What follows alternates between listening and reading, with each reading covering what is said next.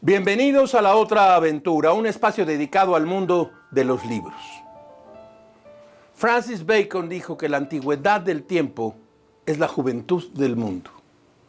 Hace 100 años en México, el exilio de familias porfiristas y miembros de la Iglesia cesaba por una amnistía otorgada por el gobierno provisional de Adolfo de la Huerta. La rueda de la revolución se detenía después de 10 años de una lucha encarnizada por cambiar el régimen. En la Ciudad de México, los autos Ford y Buick empezaban a reproducirse en el paisaje urbano que hasta entonces dominaba las carretas y los caballos.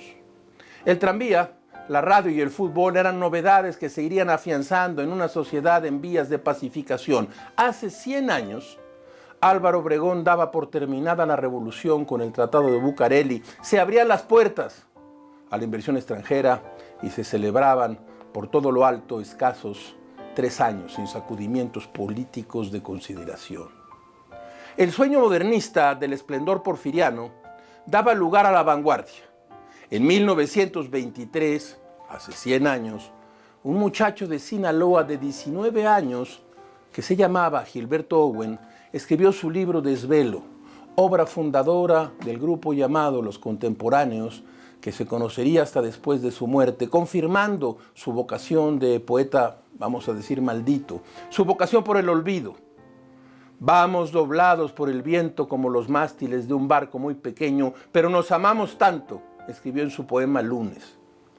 También, en 1923, Martín Luis Guzmán era elegido diputado, un año antes de verse exiliado en España por más de una década. La novela de la Revolución se consolidaba como el testimonio artístico y real de lo ocurrido en la lucha armada y apenas habían pasado 2 años de la publicación de La Suave Patria, en donde Ramón López Velarde le dio a la Revolución el poema épico que le faltaba. El Niño Dios te escrituró un establo y los veneros de petróleo el diablo. Sobre tu capital cada hora vuela ojerosa y pintada en carretela. Con estos versos nacionalistas y no poco crípticos, que se convirtieron en una especie de segundo himno nacional, tomaba vuelo la literatura mexicana del siglo XX. Hoy hablaremos de México, de la Ciudad de México hace 100 años, sus calles, sus letras, un mundo desaparecido. Por cierto, la poeta uruguaya Juana Ibarburu dijo de la siguiente manera esto: porque ninguna lágrima rescata nunca el mundo que se pierde, ni el sueño que se desvanece. Como todas las semanas, les recuerdo que fue Adolfo Bioy Casares quien escribió que leer era la otra aventura y que la primera era probablemente la vida misma. Estamos pues en la otra aventura.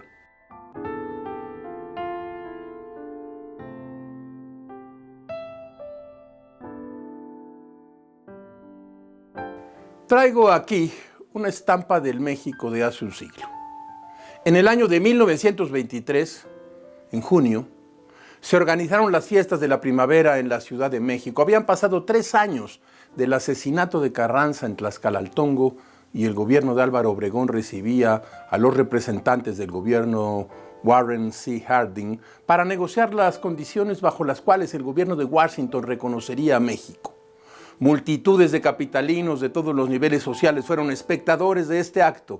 El gobierno limpió de vagos y mendigos el centro, regaló ropa a los pobres para que vistieran con más decencia, al tiempo que se preocupó porque algunos espectáculos fueran gratuitos para deslindarse del elitismo de las fiestas del centenario celebradas por Porfirio Díaz 11 años antes. Se organizaron exposiciones florales y de fauna en el Parque Lira, desfiles y concursos de carros alegóricos. Estos presentaron las imágenes de la modernidad mezcladas con las tradicionales y reflejaron las esperanzas en la reconstrucción del país. El primer carro fue una diligencia escoltada por charros. Desfilaron un cuerno de la abundancia patrocinado por la frutería La Florida, propiedad de chinos, en el cual los niños de esa comunidad repartieron abanicos y fruta, una pelota de fútbol del Club España, un gigantesco tubo de pasta dental de la compañía Pebeco, La reproducción de un templo griego de la comunidad francesa, la Compañía de Luz y Fuerza presentó una casa con las comodidades de la vida moderna, una plancha, un ventilador y una estufa eléctricos, y la Compañía del Buen Tono, una reproducción de la fábrica de cigarros. Así era México hace 100 años. Según las crónicas periodísticas, 100,000 capitalinos, eso dice la nota, se congregaron en la Plaza de la Constitución, las calles de Madero, 5 de Mayo, la Avenida Juárez y el Paseo de la Reforma para presenciar el desfile. En algunas azoteas se instalaron lonas para protegerse del sol y el tráfico fue suspendido. La fiesta terminó con un gran combate de flores celebrado en Chapultepec, aunque no faltó la nota disonante. La llegada de léperos, así se decía, a la calle de Madero, que provocó 10 lesionados, según los periódicos de la época. Unos días después, la comunidad religiosa interesada en restaurar todo su esplendor organizó actos para mostrar su fuerza. La crisis de energía eléctrica por la que atravesaba la ciudad debido a la escasez de agua en la presa Necaxa, provocada por la sequía, dio motivo a una pequeña muestra de restauración religiosa. La Virgen de los Remedios fue llevada de su santuario a la catedral, donde se celebraron misas y Te Deum para que llegaran las lluvias en julio. Eran las épocas en que las corridas de toros, las carreras de caballos, las charreadas y las competencias de polo eran los espectáculos favoritos de la alta sociedad. Se presentaban luciendo galas importadas de la capital francesa o compradas en el Palacio de Hierro, pero la moda estadounidense impulsada por el cine de Hollywood comenzaba a competir con la francesa. La clase alta se identificaba más con los símbolos nacionales criollos de origen hispano y con ellos se distanciaba del nacionalismo indigenista y mestizo impulsado por el grupo revolucionario, recién llegado al poder. Esta aproximación histórica puede encontrarse en La vida cotidiana en México, volumen 5, en el ensayo del Carmen Collado Herrera, El espejo de la élite social, 1920-1940. Una ciudad que ha desaparecido en el mar del tiempo y de ella nos llegan apenas noticias. Esta obra, dirigida por Pilar González Auspuru, tiene varios tomos. Historia de la vida cotidiana. En este caso, el tomo 5 es coordinado por Aurelio de los Reyes. Es una obra absolutamente notable, publicada por el Fondo de Cultura Económica y por el Colegio de México. Debe usted tenerla en su biblioteca.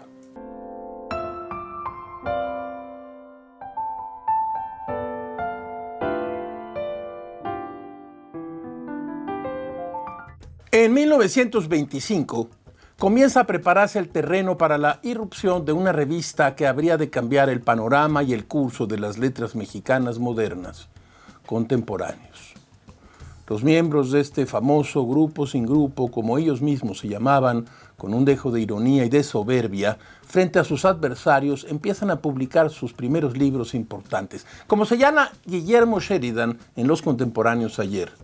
Aparecen Biombo, de Jaime Torres Bodet, El trompo, de 7 colores, de Bernardo Ortiz de Montellano, Canciones para cantar en las barcas, de José Gorostiza, y Ensayos, de Salvador Novo. Al mismo tiempo, Gilberto Owen y Javier Villaurrutia redactan Desvelo y Reflejo, respectivamente. Las primeras ediciones de estos libros fueron gestionadas, fueron logradas por sus autores y no rebasaron, en el mejor de los casos, los 500 ejemplares. Por otro lado, quienes se encargaron de escribir las reseñas más significativas sobre estos libros fueron ellos mismos, algunos de los miembros integrantes de este grupo. Hablamos, por tanto, a partir de unos cuantos datos, de un México adormecido, indiferente, por decir así, a la calidad de sus productos culturales. Un México, en suma, no muy distinto al México que conocemos ahora. Así lo apunta Gabriel Bernal en su ensayo para la revista Letras Libres, El grupo sin grupo. Lejos de ser un fenómeno aislado, los contemporáneos no tardaron en convertirse en un foco de infección preocupante para quienes sostenían la necesidad de una literatura que reflejara el reciente pasado revolucionario de México. Así es la cosa. Yo tengo aquí, tengo desde luego a José Gorostiza, todos los libros de los contemporáneos. No deje de leer a Salvador Novo, es sencillamente extraordinario. De Villaurrutia tengo del Fondo de Cultura Económica, Nostalgia de la Muerte, y también las obras reunidas, poesía, teatro, prosas, varias y crítica en el Fondo de Cultura Económica. Esperemos que el Fondo de Cultura Económica siga editando a estos autores, porque con el Fondo de Cultura Económica que tenemos hoy en día no se sabe qué puede pasar. Los contemporáneos.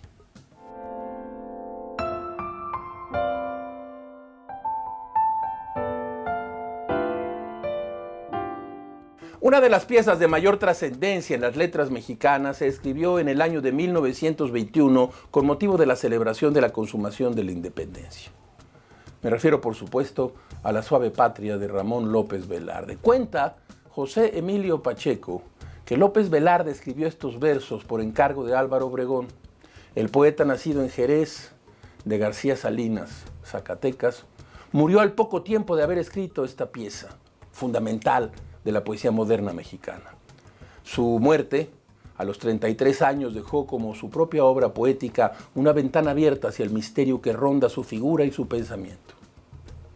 En 1923, hace 100 años, se publicó de forma póstuma un compendio de sus escritos en prosa.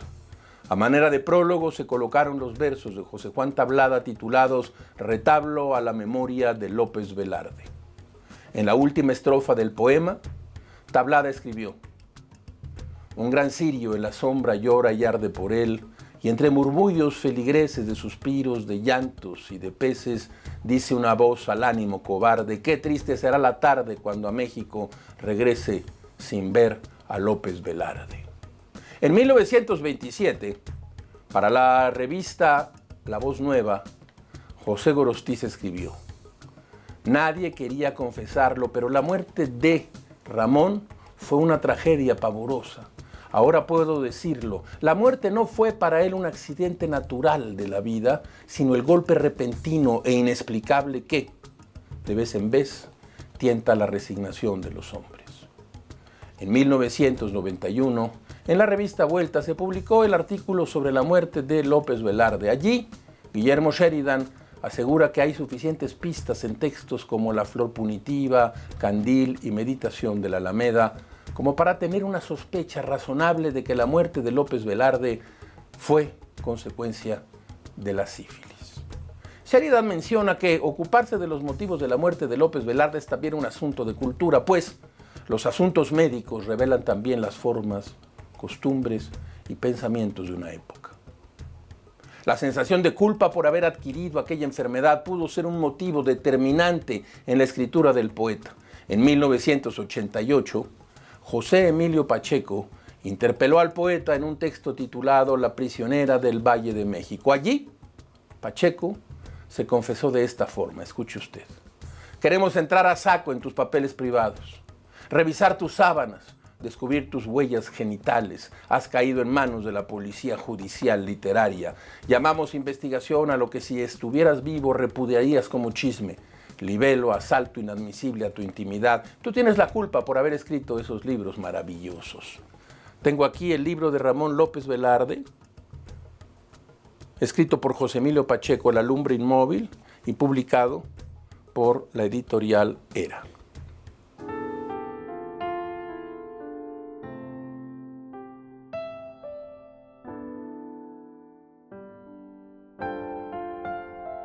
En 1923, en la Escuela Nacional Preparatoria, se conocen 3 estudiantes mexicanos: Javier Villaurrutia, Gilberto Owen y Jorge Cuesta.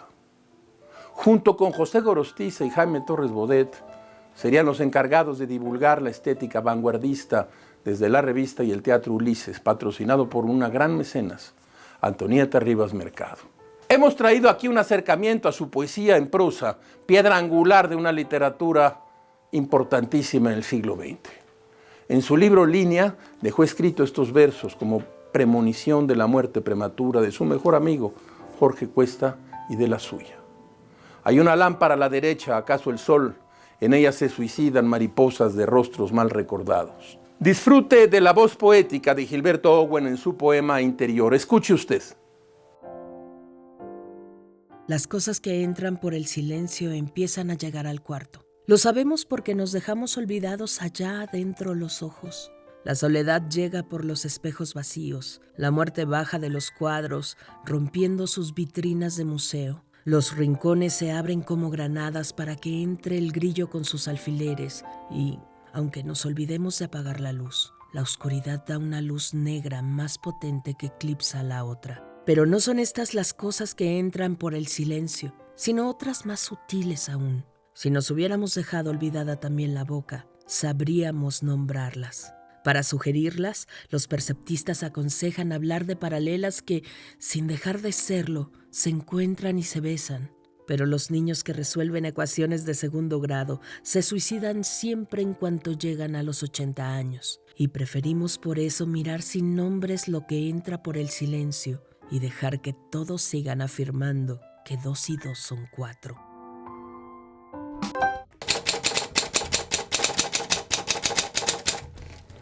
De la mesa de novedades, mire, de Crítica, de la editorial Crítica, nos han llegado 2 libros interesantes. El primero es Crónicas de la verdadera conquista de Tenochtitlan a la Ciudad de México, de Jorge Pedro Uribe Llamas. A través del relato histórico, un periodismo lírico que suele poner el acento en la gente y con un prólogo de Guillermo Osorno, esta crónica mixtape, con visos de humor y melancolía, va y viene por los hechos de la conquista de Tenochtitlan. Crítica, Jorge Pedro Uribe Llamas. Personalidad y poder, forjadores y destructores de la Europa moderna, Ian Kershaw. Se ve interesante este libro. El siglo XX fue testigo del ascenso de gobernantes que dominaron una gran variedad de instrumentos de control, persuasión y muerte. En el contexto de profundos cambios sociales y despiadadas guerras, estos dirigentes de algún modo obtuvieron la capacidad de hacer lo que desearan sin importar las consecuencias para los demás. Ya lo estuve ojeando y viéndolo. Bueno, le voy a decir quiénes vienen aquí, ni más ni menos. Espere usted un segundo. Mire, tenemos a Mussolini, Hitler, Stalin, Churchill, De Gaulle, Konrad Adenauer, Franco, Tito, Thatcher, Gorbachev y Helmut Kohl. Se ve bien este libro. De nuestro compañero de ADN 40, el periodista Pablo Iriart, El Destructor, publicado por Grijalbo. Este es un análisis de los primeros 4 años y meses del gobierno de Andrés Manuel López Obrador. Es efectivamente un análisis crítico, pero un análisis hecho y derecho bajo el rigor, la imaginación y las letras de Pablo Iriart. Acompañan al libro Pablo Iriart, que es un periodista de fuste y fusta, ha logrado poner aquí en este libro entrevistas con con analistas, con escritores y periodistas críticos del gobierno de López Obrador. Me parece que es un libro que es un desprendimiento del periodismo que ejerce desde hace muchos años Pablo Iriart. El Destructor, en Grijalbo. Si lo encuentra, lléveselo. Es un buen resumen de lo que ha ocurrido en los últimos 4 años y meses en este gobierno. De la mesa de novedades.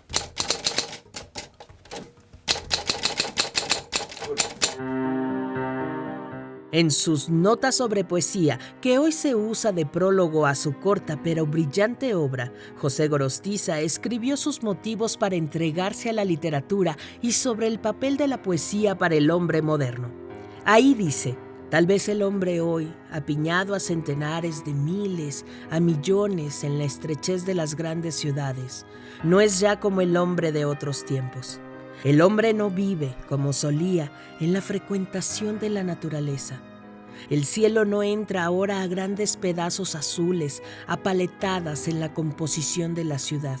Prisionero de un cuarto, ahito de silencio y hambriento de comunicación, se ha convertido, hombre isla, en una soledad rodeada de gente por todas partes. Su jardín está en las flores desteñidas de la alfombra, sus pájaros en la garganta del receptor de radio, su primavera en las aspas del abanico eléctrico, su amor en el llanto de la mujer que zurce su ropa en un rincón. La poesía no necesita de este hombre para enriquecer su belleza. En rigor, si fuese cierto que la poesía no es sino un reflejo de la belleza, debería huir de él y de su fealdad y de sus miserias, pero este hombre necesita, él sí, de la poesía.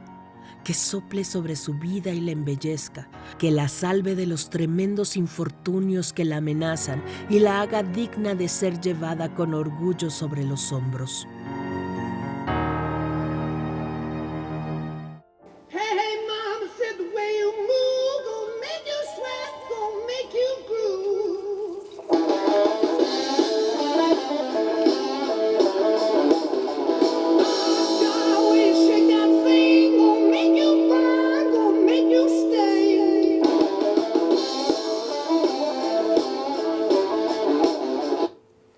Deberíamos en realidad oír solo a Led Zeppelin. Miren ustedes, clásicos sin lágrimas. Albert Camus, El extranjero. Este libro, si usted no lo ha leído, debe leerlo, porque es realmente un clásico del gran escritor francés. Yo siempre estuve de acuerdo más con Albert Camus que Jean-Paul Sartre. Y tuvieron una terrible polémica. Las amistades muchas veces terminan en polémica. Escuche usted este principio. Hoy ha muerto mamá, o quizá ayer, no lo sé. Recibió un telegrama del asilo, falleció su madre, entierro mañana. Sentidas condolencias, pero no quiere decir nada que haya sido ayer. Albert Camus, Clásico sin lágrimas, publicado por MC, pero hay varias ediciones. No deje de leerlo.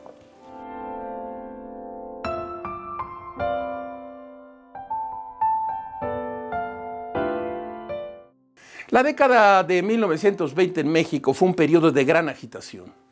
Los estragos de la revolución en la vida pública tuvieron importantes ecos en el arte y la cultura. 1920 fue una década de florecimiento para movimientos sociales, obreros, campesinos, organizaciones feministas y otros tantos grupos que buscaban reivindicación. En el ensayo, El mundo soslayado, que consta de una revisión a la vida y a la obra de Salvador Novo, y que luego fue a dar al libro La estatua de sal. Monsiváis menciona que uno de los grandes debates en el ámbito literario en la década de 1920 fue la oposición trazada por algunos artistas y escritores entre lo viril y lo afeminado, dice Monsiváis en su ensayo, como en la Cuba de la década de 1960. En el México de las primeras décadas del siglo XX se requiere del emblema de la tradición de la fertilidad. La campaña contra los homosexuales es implacable en la década de 1920. José Clemente Orozco los caricaturiza en El Machete y en los muros de la Secretaría de Educación Pública. Diego Rivera se burla de Antonieta Rivas Mercado, mecenas cultural. La homofobia contra los contemporáneos no frenó su impulso creativo. En el caso particular de Novo, dice Monsiváis, hubo una particular tentación por provocar a los mojigatos. Novo es ejemplar en diversos sentidos. Un escritor de primer orden, un poeta finísimo, un sonetista asociado siempre con la provocación, un practicante del afeminamiento que al subrayarlo satisface y casi anula las expectativas del voyerismo social. Esto escribió Carlos Monsiváis. Novo dispuso de todo su arsenal irónico en sus escritos para protegerse de los ataques que sobre él y sus colegas había. Un ejemplo de ello son los versos de su poema Y que la gente nunca se entrometa, que dice: escribir porque sí, por ver si acaso.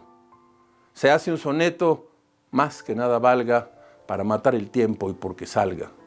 Una obligada consonante al paso, porque yo fui escritor y este es el caso, que era tan flaco como perra galga, crecióme la papada como nalga, basto de carne y de talento escaso. ¿Qué le vamos a hacer?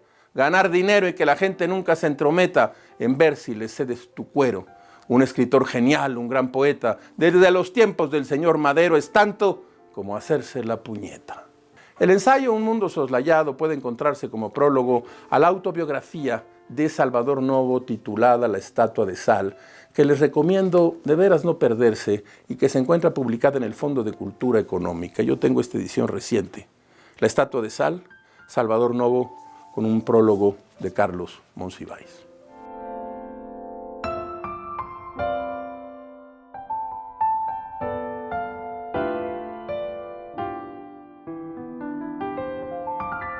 Como todas las semanas, usted encontrará aquí que, pues un espacio para la felicidad de las frases célebres, esas que se dicen en la sobremesa, que se repiten cuando uno está conversando con amigos y con amigas. Escuche usted esta. No hubo tiempo alguno en que no hubiese tiempo. San Agustín. Hemos llegado al final de esta emisión y de esta aventura. Mi nombre es Rafael Pérez Gay y los espero aquí la próxima semana para hablar de libros. Abres una puerta y aparece un mundo, eso es un libro.